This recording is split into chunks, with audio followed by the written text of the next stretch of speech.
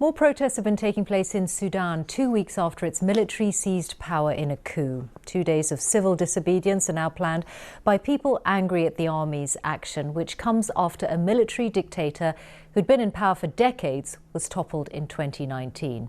Now Sudan's civilian prime minister is under house arrest and pro-democracy demonstrations are being met with force, as our Africa correspondent Andrew Harding found in the capital, Khartoum.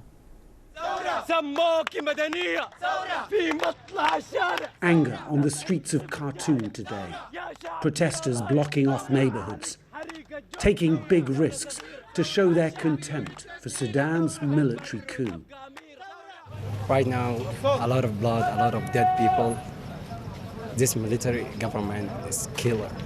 It's a goddamn killer for real. The protests began 2 weeks ago when the generals seized power, halting this giant country's admittedly bumpy transition from dictatorship to democracy. So, which side will prove stronger, the army or the street? In a Khartoum hospital, we found an elderly tailor recovering from a savage beating by the military. Good. Can I see your leg? And this young student shot in the leg. A lot of people were shot. His message to the soldiers: They're like animals. Maybe animals are better. It's hard to find anyone here who supports the military takeover.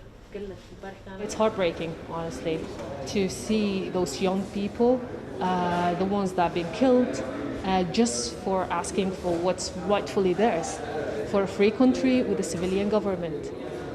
So for me, it's very devastating. It makes me angry.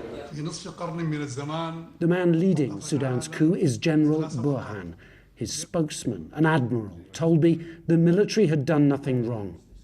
You've detained the Prime Minister and other politicians. Your troops have killed protesters on the streets. Why on earth would the Sudanese people trust you for a second? Time will show this was not a coup. We will hold elections and the military will step aside. This was simply a course correction. But many people here are not convinced. Even at night, the protests continue. The determination, the defiance here is impressive.